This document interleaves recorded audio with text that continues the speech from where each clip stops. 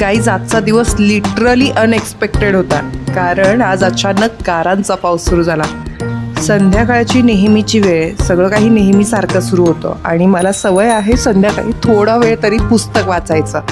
आज पुस्तकांची पानं चाळत असताना टप टप टप टप थेंब पडायला लागली आणि बघितलं तर तो पाऊस नव्हता, त्या गारा होत्या. आणि अचानक माहिती नाही कसं काय खूप जोराचा पाऊस सुरू झाला आणि प्रत्येक ठिकाणी सगळीकडे जिकडे बघावं तिकडे बर्फ पडताना दिसतोय. आणि मग काय लहानपण आठवलं.